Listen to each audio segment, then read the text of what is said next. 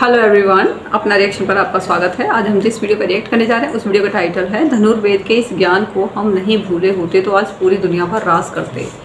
तो ये कुछ हिंदुइज्म की बातें हैं जो कि हमें पता होना बहुत ज़रूरी है, क्योंकि इतने टाइम तक हमारा देश गुलाम रहा था तो बहुत सारी चीज़ें हैं जो हमसे छूट चुकी हैं और हमें दोबारा से उस पर आना है। जो हमारा पुराना ज्ञान था वो हमें पता होना चाहिए। हम भले ही मॉडरेट हो जाएं, लेकिन हमें अपनी जो संस्कृति है, अपना जो पुराना ज्ञान है वो हमें ज़रूर पता होना चाहिए और इसके लिए आपको इस चैनल को सपोर्ट करना चाहिए, ठीक है। बिकॉज़ ये हिंदुत्व के लिए है ये चैनल, ठीक है। तो अगर कोई क्वेश्चंस होते हैं, कुछ भी होते हैं, तो हम इस तरीके की वीडियोस देखेंगे तो हमें उसके सवाल के जवाब काफ़ी मिल जाएंगे। क्योंकि अभी जो हिंदू हैं उन्हें कुछ नहीं पता है और इनमें उनकी कोई गलती नहीं है। ये वक्त का टाइम कुछ ऐसा होता है कि हमें कुछ पता ही नहीं होता। लेकिन मैंने जो ये जो वीडियोस बना रही हूँ इसमें थोड़ा सा हिंदुत्व के बारे में मुझे भी नॉलेज हो और आपको भी नॉलेज हो, तो आप प्लीज़ इस चैनल को ज़रूर सब्सक्राइब करें। नमस्कार मित्रों, इस बात पर कौन आपत्ति कर सकता है कि प्राचीन भारत में हमने धर्म, दर्शन, विज्ञान, ज्योतिष, कला कौशल, शिल्प और व्यापार, व्यवसाय और युद्ध कला में ईसा के जन्म से पूर्व ही अप्रतिम उन्नति प्राप्त कर ली थी। हमारे विमान गगन में स्वैच्छिक रूप से उड़ा करते थे। हमारी तोपों, बंदूकों, शतघ्नियों, भुशुंडियों, विद्युतस्त्र, मोहनास्त्र, प्रज्ञानास्त्र, अंतर्धानास्त्र, वारुणोयास्त्र, वायवास्त्र, आग्नेयास्त्र, पर्जन्यास्त्र, मौनास्त्र, पिनाकास्त्र, बिलापगास्त्र, तामसास्त्र, मातास्त्र, सौधास्त्र, वज्रास्त्र, ब्रह्मास्त्र, क्रौचास्त्र और इसी प्रकार के सैकड़ों अस्त्रों के आविष्कारों के कारण हमारा दुनिया पर चक्रवर्ती शासन था। हमारी युद्ध कला दुनिया में सबसे उन्नत थी और युद्ध कला से जुड़ा हुआ एक उपवेद था जिसका नाम था धनुर्वेद। ऋग्वेद का उपवेद है आयुर्वेद, यजुर्वेद का उपवेद है धनुर्वेद, सामवेद का उपवेद है गंधर्ववेद और अथर्ववेद का उपवेद है शिल्पवेद। और इस धनुर्वेद में युद्ध कला से जुड़ी कई सारी गुप्त बातें थी और इस धनुर्वेद में अस्त्र शस्त्र बनाने के बारे में बहुत ऐसी गुप्त जानकारियां थी जो किसी भी गलत हाथ में पड़ जाए तो वह दुनिया में हाहाकार और विनाश मचा सकता था। और यही कारण है कि हमारे ऋषियों ने धनुर्वेद को बहुत ही गुप्त रखा था और इसीलिए यह धनुर्वेद आज हमें उपलब्ध नहीं है। लेकिन फिर भी इस धनुर्वेद से जुड़ी हुई कई सारी जानकारियां हमें वेदों, पुराणों, धनुर्वेद संहिता और महाभारत से प्राप्त होती है। आज की इस प्रस्तुति में हम इस धनुर्वेद से जुड़ी हुई बहुत ही महत्वपूर्ण जानकारियां बताएंगे, जिन्हें जानकर आप भी अपने गौरवशाली इतिहास पर गर्व करेंगे।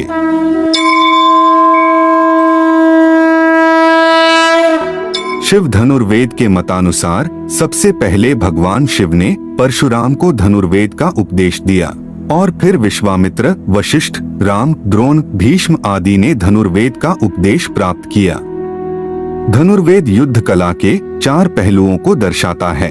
नंबर 1, हथियार और प्रशिक्षण, वेपन्स एंड ट्रेनिंग। नंबर 2, सेना का निर्माण, आर्मी कंस्ट्रक्ट। नंबर 3, युद्ध की रणनीति, स्ट्रेटेजी ऑफ वॉर। नंबर 4, युद्ध में नैतिकता, वॉर एथिक्स।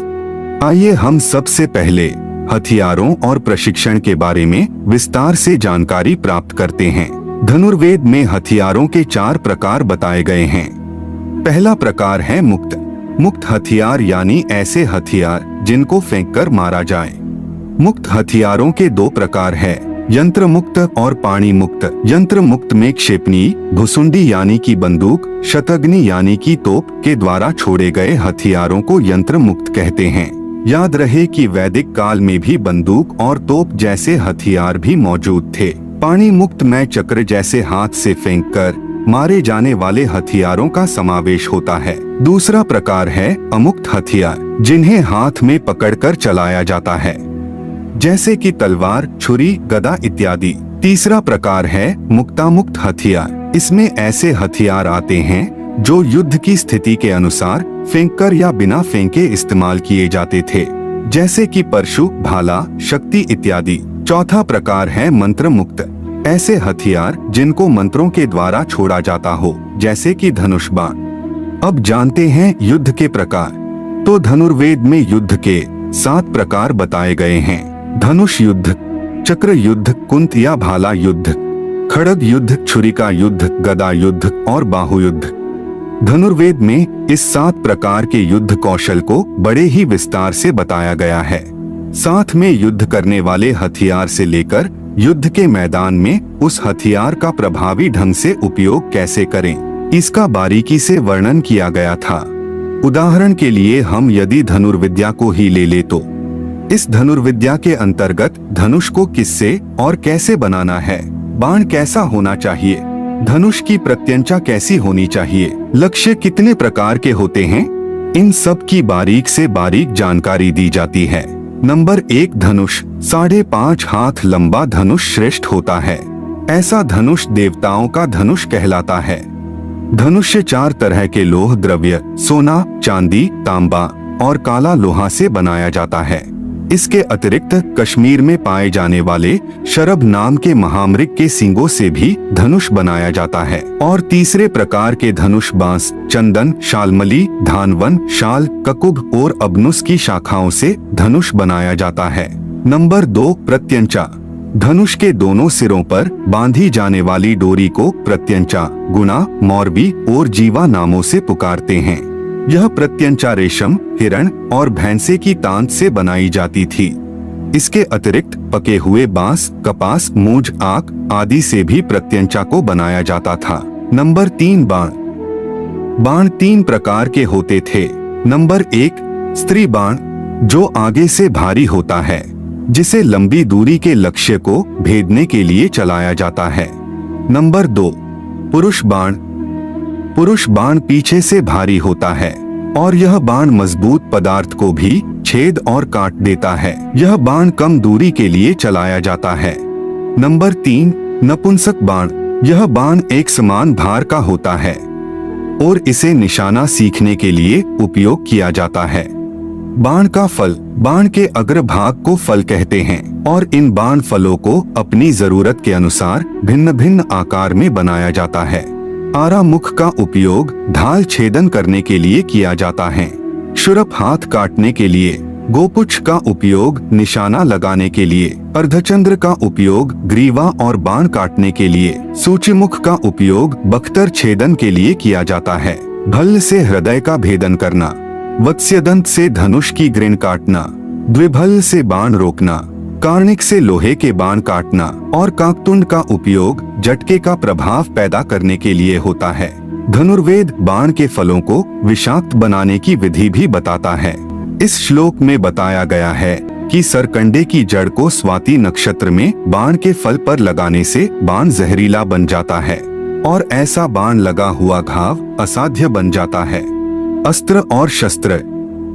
अस्त्र उसे कहते हैं जिसे मंत्रों के द्वारा दूर से चलाते हैं। शस्त्र खतरनाक हथियार हैं जिनके प्रहार से चोट पहुंचती है और मृत्यु होती है। ये हथियार अधिक उपयोग किए जाते थे। इस श्लोक में 7 प्रकार के दिव्य अस्त्रों के बारे में बताया गया है। यह 7 दिव्यास्त्र इस प्रकार से हैं। Number 1, Brahmastra. Number 2, Brahmadanda. Number 3, Brahmashira. Number 4, Pashupatastra. Number 5, Vayavyastra. Number 6, Agniastra. Number 7, Narasimhastra. इन अस्त्रों के अतिरिक्त भी कई प्रकार के अस्त्रों का हमारे वैदिक ग्रंथों में उल्लेख किया गया है। लक्ष्य। धनुर्वेद में लक्ष्यों के 4 प्रकार बताए गए हैं। धनुर्धर स्थिर हो और लक्ष्य भी स्थिर हो, ऐसे लक्ष्य को स्थिर लक्ष्य कहा जाता है। धनुर्धर स्थिर हो और लक्ष्य चलित हो, उसे चल लक्ष्य कहा जाता है। धनुर्धर चल रहा हो और लक्ष्य स्थिर हो, उसे चलाचल लक्ष्य कहा जाता है। धनुर्धर भी चल रहा हो और लक्ष्य भी चल रहा हो, ऐसे लक्ष्य को द्वेचल लक्ष्य कहते हैं। लक्ष्य भेदने की युक्तियां। शरीर की स्थितियां, बॉडी पोजीशन। लक्ष्य भेदने की युक्तियों में 8 प्रकार की शरीर की स्थितियों को बताया गया है, जैसे कि प्रत्यालीढ़, आलीढ़, विशाख, संपाद, असंपाद, दुर्दुर क्रम, गरुड़ क्रम, पद्मासन। गणमुष्टि। गणमुष्टि के 5 प्रकार होते हैं, जैसे कि वज्रमुष्टि, सिंहकरणी, मत्सरी, काकतुंडी, एकलव्य। व्याय। धनुष की प्रत्यंचा खींचने को व्याय कहते हैं। और इसके भी 5 प्रकार है। कौशिक, सात्विक, वत्सकर्ण, भरत और स्कंधनामा। धनुर्मुष्टि, धनुष पकड़ने की युक्तियों को धनुर्मुष्टि कहते हैं। इसके भी 6 प्रकार है, जैसे कि तुंग, उपतुंग, परिमंडल, समधृत, तलाश्रय और सम्मुष्टि।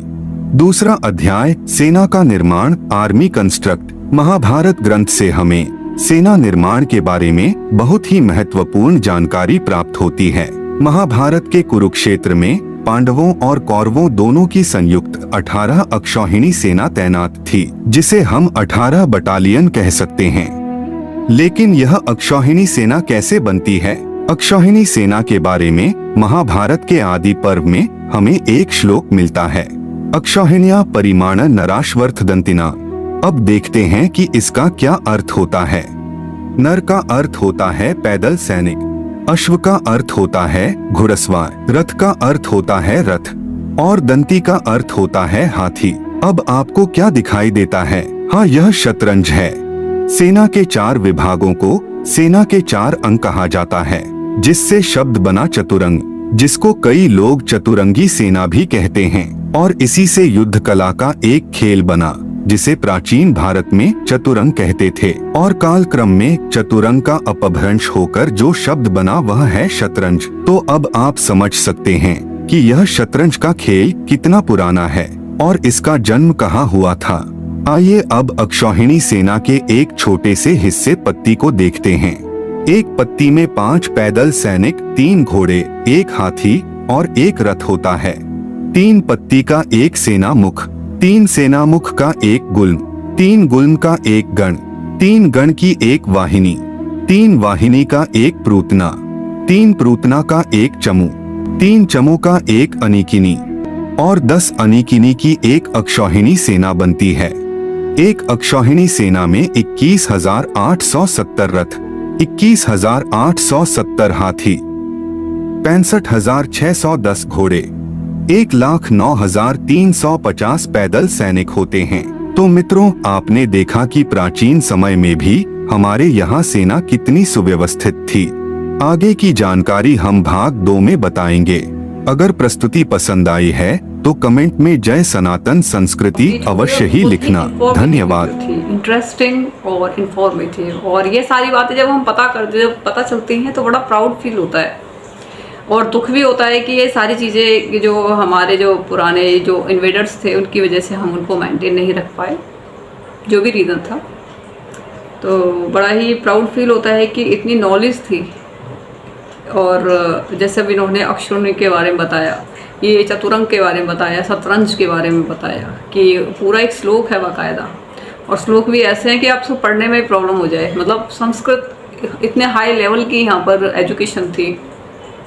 अब तो वो जब नहीं पढ़ी जाती है तो संस्कृत को धीरे धीरे ख़त्म कर दिया गया सरकारों के द्वारा, उसको प्रमोट नहीं किया गया। कहीं ना कहीं ये कि ये हिंदुइज्म को ख़त्म करने का ये एक इसमें जिस तरीके से बताया गया है, इसमें चतुरंग जो चतुरंग है इसमें उसको शतरंज बोलते हैं आज के टाइम में। तो आप श्लोक से ही आइडिया लगा सकते हैं किस तरीके से उसमें क्या बोलते हैं, हमारे ही देश से निकला हुआ ये गेम है जो पुराने ज़माने से चलता आ रहा है ये।